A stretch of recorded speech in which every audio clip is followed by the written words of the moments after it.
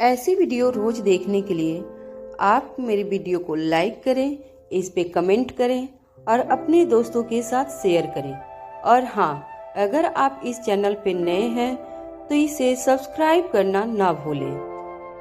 यह कहानी है एक लड़की को देखा तो 1581 से आगे की कहानी। वहाँ पराशर हवेली में अपनी छत पर मौजूद मुक्ता स्विंग चेयर पर बैठ जाती है और कहती है, हाँ हम समझ सकते हैं, और इतना ही नहीं, आप दोनों की समस्या का समाधान भी कर सकते हैं। सनी झट से फोन का स्पीकर ऑन कर देता है और मुक्ता से कहता है, क्या क्या, एक बार फिर से कहो। मुक्ता अपनी बात को दोहराते हुए कहती है, हाँ हम सही कह रहे हैं, हम जानते हैं कि आपकी, हमारा मतलब है कि ओंकार जी की प्रीति जी कहाँ है। यह सुनते ही ओंकार सोफे से उठकर बैठ जाता है और खड़े होकर झट से सनी के पास आकर बेड पर बैठ जाता है। सनी पूछता है, जल्दी बताओ, अगर तुम जानती हो कि वह कहाँ है तो प्लीज हमें बताओ ना। मुक्ता मुस्कुराते हुए जवाब देती है, इस वक्त प्रीति जी मारवा हाउस में नहीं है, इसलिए आपकी लाख कोशिशें बेकार हो गई हैं। अब ओंकार सनी को इशारा करता है कि वह पूछे कि प्रीति कहाँ है। सनी ओंकार को हाथ से इशारा करता है, रुको रुको पूछता हूँ। सनी मुक्ता से कहता है, और क्या तुम हमें यह बता सकती हो कि तुम्हें मारवा हाउस से इतना दूर होकर भी यह कैसे पता कि प्रीति इस वक्त मारवा हाउस में नहीं है। मुक्ता जवाब देती है, दोस्तों की खबर रखने के लिए उनके पास होना जरूरी नहीं है, बस नियत होनी जरूरी है। अब ओंकार से रुका नहीं जाता और वह बोल पड़ता है, प्लीज मुक्ता बताओ कि इस वक्त प्रीति कहाँ है। अब मुक्ता जवाब देती है, हेलो ओंकार जी, कैसे हो आप? चलिए हम आपको ज्यादा इंतजार नहीं करवाते हैं और बता देते हैं कि आपकी मंजिल इस वक्त आपकी भूमिका दीदी के साथ उसके हेडक्वार्टर गई हुई है।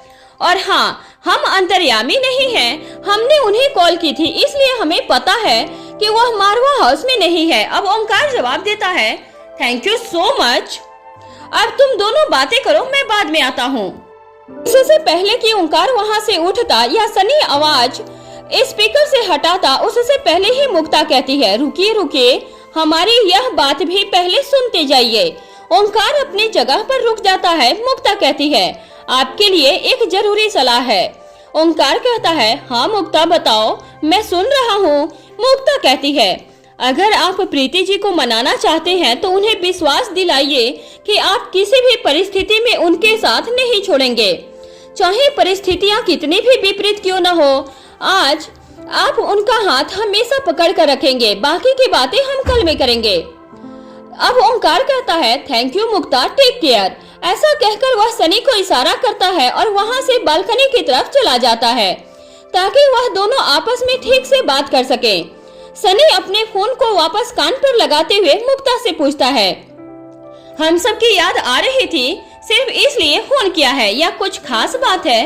मुक्ता जवाब देती है, सभी की याद आ रही थी, लेकिन आपकी थोड़ी ज्यादा ही आ रही थी। यह सुनकर सनी को बेहद ही मीठा मीठा एहसास होता है। उसके चेहरे की मुस्कान बहुत बड़ी हो जाती है। उधर से मुक्ता आगे कहती है, हाँ फोन करने की खास वजह यह है कि हम आपको बताना चाहते थे कि शायद हम कल मारवा हाउस आकर आपसे मिलेंगे। इससे पहले कि सनी आगे कुछ पूछता, मुक्ता कहती है, अभी हमें कुछ जरूरी काम है, हम आपसे बाद में बात करते हैं, अपना ध्यान रखिएगा। सनी बदले में तू यू कह देता है। फोन रखने के बाद सनी भी बालकनी में जाकर ओंकार के पास खड़ा हो जाता है। बाहर की ओर देखकर शांति को महसूस करते हुए ओंकार सनी से कहता है, उसने मुक्ता को यह बताया कि उसे क्या नाराजगी है, लेकिन मुझे क्यों नहीं बताया? सनी ओंकार के कंधे पर हाथ रखते हुए कहता है, दोस्त दिल छोटा मत करो, जैसे कुछ बातें लड़के लड़कों से ही शेयर करते हैं, वैसा ही हो सकता है कि लड़के फैक्टर होने के कारण उन दोनों के बीच बातचीत हुई हो। दोस्त हमेशा दोस्त ही रहता है और प्यार प्यार ही होता है। मुक्ता कभी ओंकार नहीं हो सकती, पर फिलहाल हमारे लिए अच्छी बात यह है कि मुक्ता की एंट्री हमारी जिंदगी में पॉजिटिविटी लेकर आई हुई है। इस बात पर ओंकार अपनी गर्दन हिलाकर हाँ कहते हुए मुस्कुरा देता है और कहता है, अब बस प्रीति वापस लौट आए, फिर देखता हूँ कि वह कैसे नहीं मानती है। वहीं दूसरी तरफ स्वाति मल्होत्रा की लैब में मनाली का खंडहर। साड़ी में लिपटी हुई बाएं पल्लू की साड़ी के पल्लू को अच्छी तरह से समेटकर दाएं हाथ पर डाले। दोनों हाथ को मोड़कर स्वामी विवेकानंद के पोज में आत्मविश्वास के साथ खड़ी हुई स्वाति मल्होत्रा पीछे से नजर आती हैं। एक बड़ी सी स्क्रीन के सामने खड़े होकर स्वाति बड़े ही गौर से उसे देख रही थी। तभी पीछे से आवाज आती है, अब आपको मानना होगा कि आपकी बेटी आपकी मदद के बिना भी इस लड़ाई को जीत सकती थी। उसने सही समय पर उस रोबोट को खत्म करने का तरीका ढूंढ लिया था। इतना ही नहीं, उसके पास एक अच्छी और बड़ी टीम भी है जो उसके लिए हर हद से गुजर सकती है। यह सुनकर स्वाति अपनी नजरें तिरछी करके उस आवाज की ओर देखती है। वह आवाज बूढ़े बाबा की थी। स्वाति सिर्फ मुस्कुरा देती है और कुछ नहीं कहती। बूढ़े बाबा आगे कहते हैं, मुझे विश्वास है कि अनिका बेटी ने जो कहा है वह जरूर उसे पूरा कर दिखाएंगी। ऐसी उम्मीद मुझे पहले कभी नहीं जगी थी और यह सिर्फ मेरी उम्मीद नहीं बल्कि विश्वास है कि स्वाति मल्होत्रा और करण गुलेरिया की बेटी पर कि वह अपना कहा जरूर करेंगी। दरअसल इस वक्त स्वाति स्क्रीन पर मारवा हाउस को सैटेलाइट के जरिए से देख रही थी। इस वक्त मारवा हाउस में बीती डरावनी रात के भयंकर मंजर का नामो निशान भी बाकी नहीं था। कोई अनुमान भी नहीं लगा सकता था कि बीती रात यहाँ कोई विचित्र घटना घटी है। अब स्वाति मल्होत्रा कहती है, ज्यादा खुश होने की जरूरत नहीं है। वह सिर्फ इस मुकाबले में जीती है लेकिन अपने उद्देश्य की ओर आगे नहीं बढ़ पाई। यह जीत भी उसके अकेले की नहीं, रोहित मारवा के सहयोग की बदौलत है। यह पहली बार था जब स्वाति मल्होत्रा के मुंह से रोहित मारवा की तारीफ में कोई शब्द निकले हो। यह सुनकर बूढ़े बाबा के चेहरे पर मुस्कान आ जाती है और वह कहते हैं, मतलब आप मानती हैं कि रोहित मारवा हमारी अनिका बेटी के पूरक हैं? अब स्वाति मल्होत्रा को एहसास होता है कि उसने जाने अनजाने में क्या कह दिया। स्वाति मल्होत्रा पलटकर कोई जवाब नहीं देती और खामोश रह जाती है। अंदर ही अंदर स्वाति बेहद खुश थी कि उसकी बेटी ने दुश्मनों को न सिर्फ मुंह तोड़ जवाब दिया था बल्कि हर बार उनका भारी नुकसान भी किया था। और एक बार नहीं बल्कि दमयंती देवी की यह लगातार तीसरी बड़ी हार थी। पर अब स्वाति मल्होत्रा ने अपनी निगाहों को और भी ज्यादा पैना कर लिया था, क्योंकि वह अच्छी तरह जानती थी कि दमयंती देवी पलटकर वार जरूर करेगी और पहले से भी ज्यादा घातक वार करेगी। अब देखना यह था कि आगे क्या होने वाला था। इस बार भी अनिका दमयंती देवी के आने का इंतजार करने वाली थी या फिर दमयंती देवी की ओर खुद एक कदम आगे बढ़ाने वाली थी। वहीं दूसरी तरफ योगराज के बंगले में योगराज अपने बंगलों के एक खुफिया कमरे में बड़ी सी कुर्सी पर एक पैर पर दूसरा पैर चढ़ाकर बैठा हुआ था। वह अपने पैर को लगातार हिला रहा था जिससे उसके अस्थिर मन के बारे में साफ पता चल रहा था। उसने अपना एक हाथ भी अपने माथे पर रखा हुआ था और कोहनी कुर्सी की हेड रेस्ट पर रखी हुई थी। ठीक इसी वक्त गजेंद्र पाल योगराज के सामने आकर खड़ा हो जाता है और कहता है, भैया जी आपने बुलाया क्या? योगराज कहता है, हाँ गजेंद्र मैंने तुम्हें बुलाया। अब योगराज खामोश हो जाता है। गजेंद्र पाल देखता है कि योगराज का मन अत्यधिक बेचैन है, इसलिए वह कुछ बोल नहीं रहा है। दरअसल इस वक्त योगराज के मन में एक साथ कई सारे विचार चल रहे थे। अब गजेंद्र पाल कुछ पलों के बाद कहता है, भैया जी कहिए मेरे लिए क्या आदेश है? योगराज इस तरह से हैरान होकर गजेंद्र की तरफ देखता है जैसे कि उसने गजेंद्र को बुलाया ही न हो, बल्कि गजेंद्र खुद आकर खड़ा हो गया हो। फिर एक पल के बाद सचेत होते हुए योगराज कहता है, हाँ याद आया कि मैंने तुम्हें क्यों बुलाया है। फिर लंबी गहरी सांस लेकर अपनी जगह से उठ खड़ा होता है और गजेंद्र पाल की ओर एक कदम आगे बढ़ाते हुए कहता है, गजेंद्र मैं नहीं चाहता कि हमारे आदमी बिना वजह ही मौत के घाट उतारे जाएं। जितना जल्दी हो सके उस गोदाम से जरूरी चीजों के साथ अपने आदमियों को वहां से निकल जाने के लिए कह दो। अगर रोहित मारवा के आदमी वहां पहुंच गए तो उनमें से एक भी जिंदा नहीं बचेगा। वह रात तो तुम्हें याद ही होगी। युवराज के ऐसा कहते ही गजेंद्र पाल की आत्मा सिहर उठती है। वह डर से अंदर ही अंदर कांप उठता है। रोहित मारवा की तरफ से छोटा टेम्पो भरकर युवराज के बंगलों पर भेजा गया था, जिसमें एक के ऊपर एक लाशें रखी हुई थी। गजेंद्र पाल कहता है, भैया जी क्या आपको लगता है कि इस बार भी ऐसा ही होगा? अब युवराज पलटकर जवाब देता है, चाहे ऐसा हो या ना हो, लेकिन हम अपनी तरफ से खतरा मोल नहीं ले सकते। वहाँ मौजूद लोगों को कुछ भी बताने की जरूरत नहीं है। उन्हें सिर्फ इतना ही कहो कि जितना जल्दी हो सके गोदाम को खाली करके वहाँ से निकल जाएं। अंधेरा होने से पहले अपना काम खत्म कर ले और गोदाम को उसके हाल पर छोड़कर वहाँ से चले जाएं। अब गजेंद्र पाल कहता है, भैया जी इस तरह तो हमें लाखों का नुकसान हो जाएगा।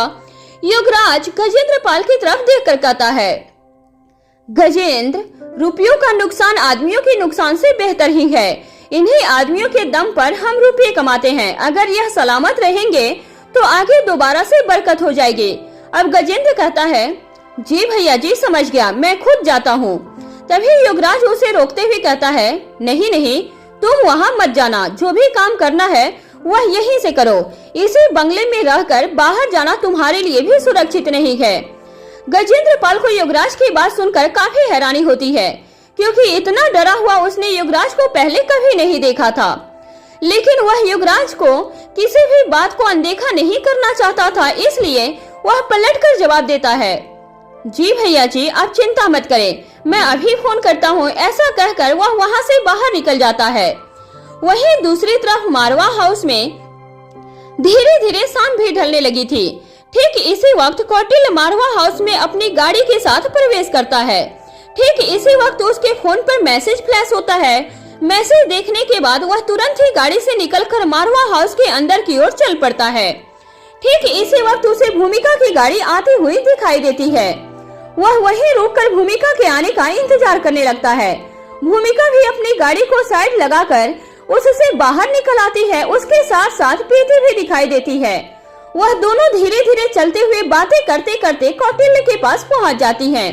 भूमिका कौटिल्य से कहती है, क्या तुम भी बाहर की हवा खाने गए थे? कौटिल्य मुस्कुराकर जवाब देता है, हाँ, मैंने सोचा कि जरा चलकर देखा जाए कि दुश्मनों के अड्डे पर हवा की सुगंध कैसी है। अब भूमिका हैरान होकर कहती है, क्या तुम अकेले गए थे? कौटिल्य बिना कुछ कहे अपना हाथ पीछे की तरफ कर देता है। भूमिका मुड़कर देखती है तो कौटिल्य की गाड़ी के पास से गार्ड्स आते हुए दिखाई देते हैं। जब भूमिका सामने की तरफ देखती है तो कौटिल्य कहता है, अगर कोई चाहे तब भी मारवा हाउस से अकेले बाहर नहीं जा सकता। यह तो तुम जानती ही हो, भला मैं इसका अपवाद कैसे हो सकता हूँ? इस बात पर वह तीनों ही मुस्कुरा देते हैं। वह तीनों एक साथ आगे बढ़ना शुरू कर देते हैं। प्रीति उन दोनों के बीच में चल रही थी। अब प्रीति उनके बीच से हटते हुए भूमिका के दाएं हाथ की ओर चली जाती है। फिर बड़ी ही गंभीर शक्ल बनाकर उन दोनों से पूछती है, क्या हम सीधा मीटिंग हॉल जा रहे हैं क्या, या फिर आप दोनों को कुछ पर्सनल टाइम चाहिए? जैसे ही भूमिका प्रीति के चेहरे की ओर देखती है, प्रीति हंस पड़ती है। इससे पहले कि वह भूमिका से कुछ दूरी बना लेती, भूमिका फिर से प्रीति के सिर पर एक टपली देते हुए कहती है, तुमसे कितनी बार कहा है थोड़ा कम बोला करो। प्रीति फिर से हंसने लगती है। कौटिल्य सामने की तरफ चेहरा करके धीमे धीमे मुस्कुराने लगता है। प्रीति का यह मजाक उसे बेहद ही मीठा एहसास देता है। इस वक्त उन्हें तुरंत के तुरंत मीटिंग हॉल में पहुंचना था। धीरे धीरे सभी महत्वपूर्ण लोग मीटिंग हॉल में इकट्ठे हो गए थे। सभी एक बड़ी ही दीर्घ वृत्ताकार मेज के चारों तरफ अपनी अपनी जगह पर बैठे हुए थे। सबसे आगे एक और चिराग मेहता बैठा हुआ था, तो वहीं दूसरी ओर भूमिका बैठी हुई थी। चिराग मेहता की ओर उससे आगे वाली कुर्सी पर पहले अब्दुल्ला और फिर परशुराम सूर्यवंशी बैठा हुआ था। वहीं दूसरी तरफ भूमिका के साथ वाली कुर्सी पर पहले कौटिल्य और फिर प्रीति बैठी हुई थी, और सामने की तरफ दो कुर्सियां खाली थी जो अनिका और रोहित के लिए उन पर बैठने के लिए इंतजार में थी। दरअसल सभी अनिका और रोहित मारवा के आने का इंतजार कर रहे थे। चिराग अपने दोनों हाथ बांधकर बिल्कुल खामोश आराम से बैठा हुआ था और लगातार सामने की तरफ देख रहा था। वहीं अब्दुल्ला और परशुराम सूर्यवंशी दोनों ही बड़े ही सचेत बैठे हुए थे। वहीं भूमिका यह सोच रही थी कि इस मीटिंग में आज क्या क्या होने वाला है, तो कौटिल्य लगातार यह सोच रहा था कि इस मीटिंग में उसे कौन कौन सी बातें डिस्कस करनी है।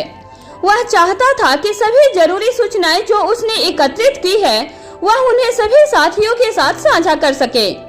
वहीं प्रीति का ध्यान बार बार ओंकार पर जा रहा था और वह अपने ध्यान को उस ओर से हटाने के लिए बीच बीच में कभी भूमिका को कुछ न कुछ कहकर छेड़ रही थी तो कभी कौटिल्य से बातें करने लगती थी। कुछ ही देर में मीटिंग हॉल का दरवाजा खुलता है।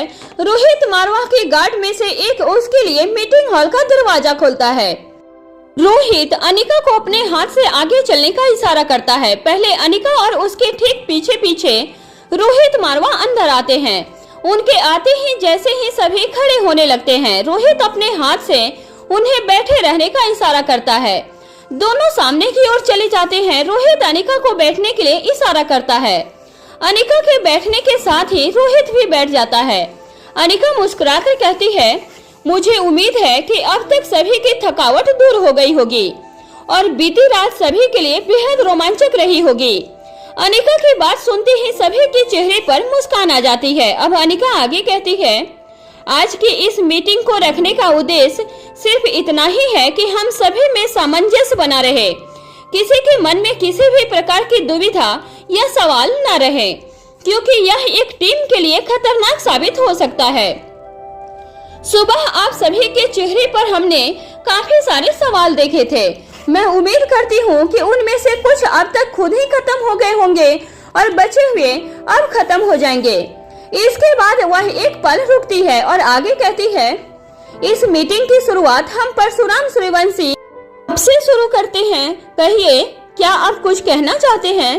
परशुराम कहता है, सर और मैडम जी, मेरा केवल एक ही अनुरोध है कि हमें उन पर हमला करने की अनुमति दे दी जाए। इससे पहले कि वो हम पर कोई खतरनाक पासा फेंके, उससे पहले ही हम उन्हें जड़ से खत्म कर दें। उन्होंने हमारे घर में घुसने की गलती की है, इस गलती की सजा उन्हें मिलनी ही चाहिए। इतना कहने के बाद परशुराम सूर्यवंशी चुप हो जाता है। कुछ पल खामोश रहने के बाद अनिका अब्दुल्ला की तरफ देखती है। अब अब्दुल्ला बोलना शुरू करता है, मैं भी वही करना चाहता हूँ जो परशुराम सूर्यवंशी ने कहा। अब पानी सिर से ऊपर चला गया है। कल के हमले में हमारे कुछ लोग गंभीर रूप से घायल हो गए। बस अच्छी बात सिर्फ यह है कि किसी की जान नहीं गई। इसके अलावा घर के किसी सदस्य को इसकी कोई खबर नहीं हुई और सभी पूरी तरह से सुरक्षित हैं। लेकिन हर बार ऐसा हो यह जरूरी नहीं। हम हमेशा सभी घर वालों को घर के अंदर नहीं रख सकते। कुछ समय तक तो यह संभाला जा सकता है, लेकिन अगर हमने अधिक समय तक ऐसा किया तो सभी खिलाफत करने लगेंगे।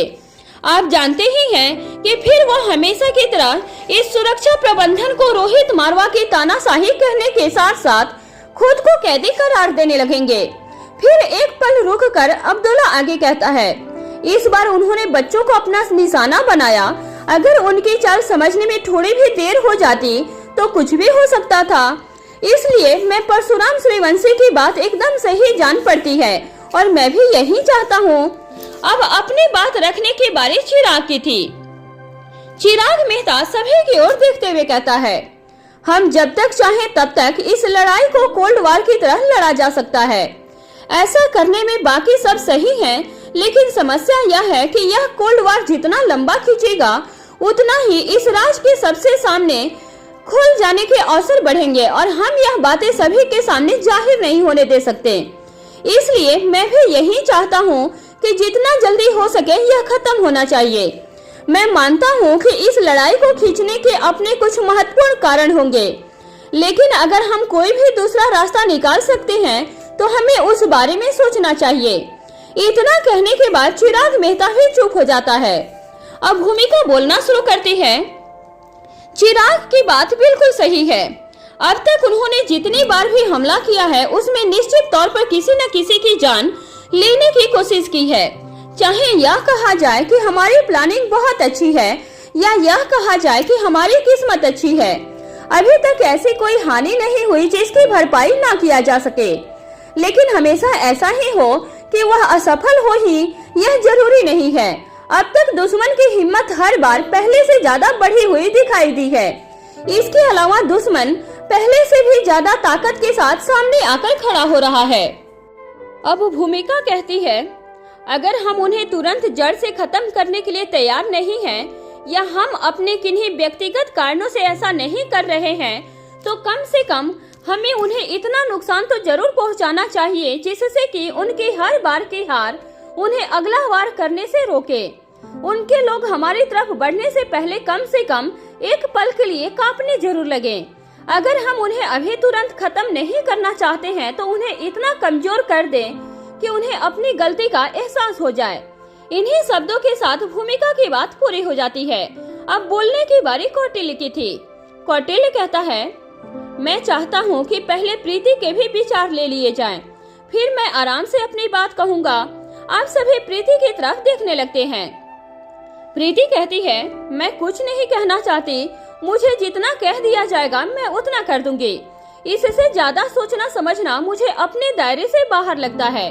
प्रीति की बात सुनकर रोहित, अनिका, भूमिका और कौटिल्य के चेहरे पर हल्की सी मुस्कान आ जाती है।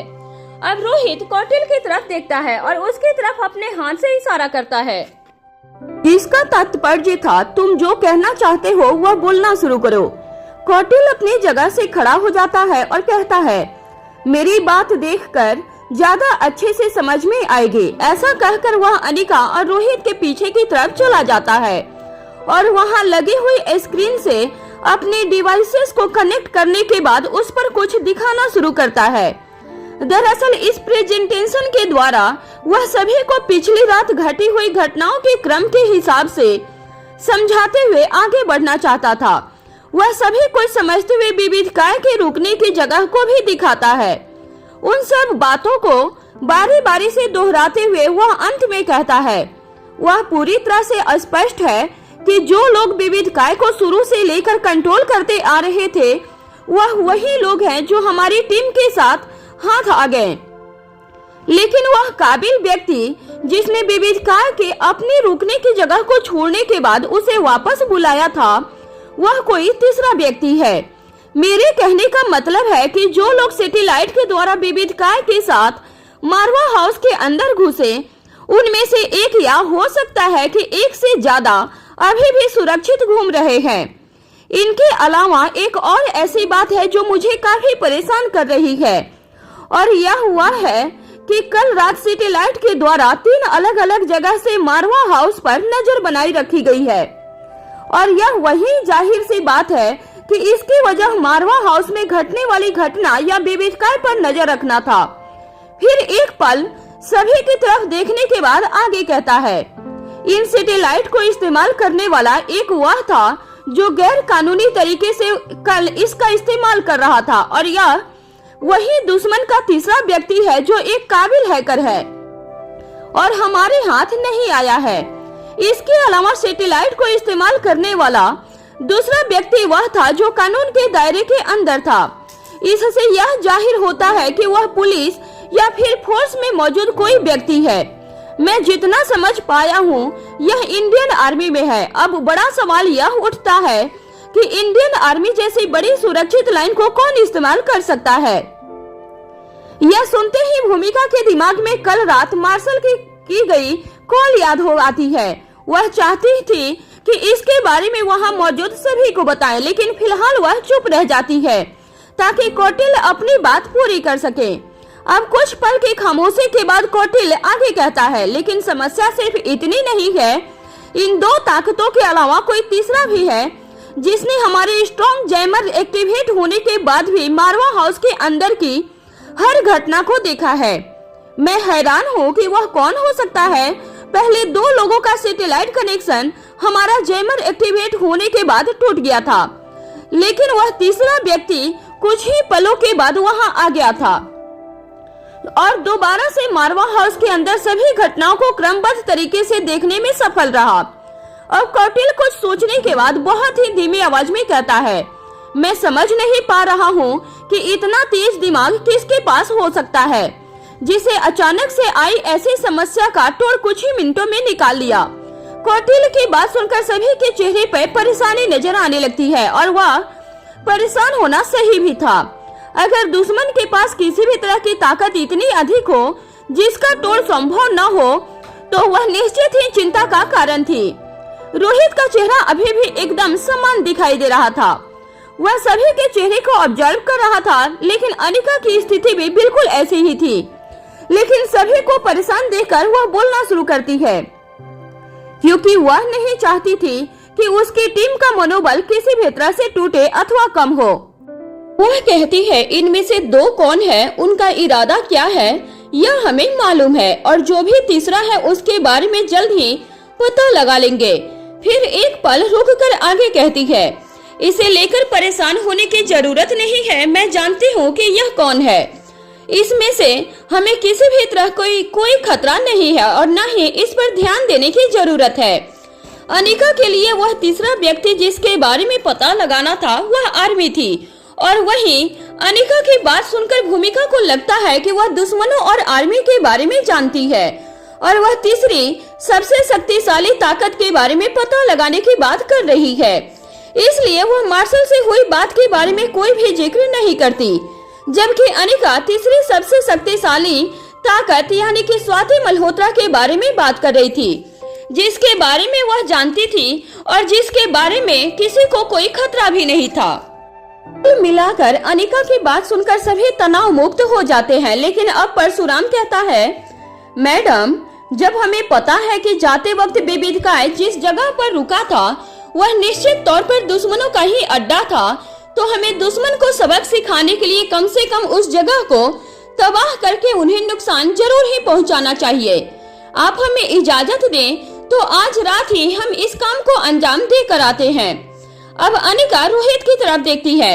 अनिका को रोहित की तरफ देखते हुए देखकर सभी उसकी ओर देखने लगते हैं।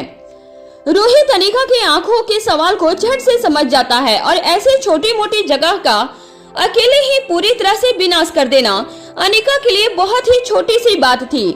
इसके लिए पूरी टीम को वहां भेजकर किसी तरह का खतरा मोल उठाने की कोई जरूरत नहीं थी, लेकिन रोहित वहां से देखना समझना शुरू करता था जहां से दुश्मन या बाकी लोग सोचना बंद कर देते थे।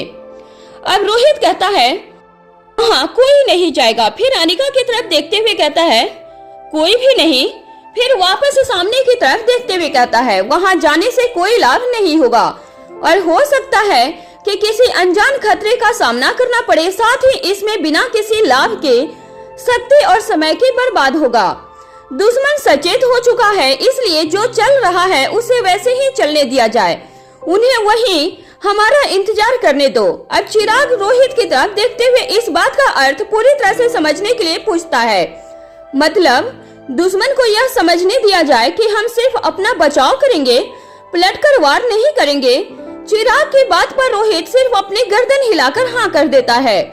अब भूमिका कहती है, मतलब हमें दुश्मन की जड़ें काटने के लिए उसे जगह जगह ढूंढने की जरूरत नहीं है। इसी गलतफहमी में वह स्वयं अपनी ताकतों को हम तक भेजकर उन्हें खत्म करने के लिए हमें मौका देगा। अब रोहित कहता है, हाँ हमें सिर्फ सचेत रहना है और तैयार भी रहना है। ऐसा नहीं है कि हम पलटकर वार नहीं करेंगे, लेकिन वार इतना घातक होना चाहिए कि दुश्मन को अपनी मौत तक याद रहे। अभी उन्हें अगले हमले की तैयारी में लगने दो, ठीक उसी वक्त हम उन्हें ऐसा घाव देंगे कि वह याद रखेंगे। अब जब सभी के सवाल जवाब खत्म हो जाते हैं तब अनिका कौटिल्य से पूछती है, क्या उस लैपटॉप से कोई जानकारी मिली है? कौटिल्य कहता है, उसमें अभी थोड़ा वक्त लगेगा, उस प्रॉब्लम को रिजॉल्व करते ही मैं तुरंत आपको बता दूंगा। अब रोहित चिराग की तरफ देखता है। रोहित चिराग का इशारा समझकर अपनी जगह पर खड़ा हो जाता है और सभी से पूछते हुए कहता है, क्या किसी के मन में कोई और सवाल या कोई सलाह हो तो कहिए। कुछ पलों तक खामोशी बनी रहती है और कोई कुछ नहीं कहता। तब चिराग कहता है, आज की मीटिंग यहीं डिस्पर्स की जाती है। इसके बाद सभी अपनी अपनी जगह से खड़े हो जाते हैं और बाहर की ओर जाने लगते हैं। ठीक इसी वक्त अनिका भूमिका को रोकते हुए कहती है, भूमिका प्लीज तुम अभी यहीं रुको, मुझे कुछ जरूरी बात करनी है। रोहित अनिका की तरफ देखता है और आंखों ही आंखों में सवाल पूछता है।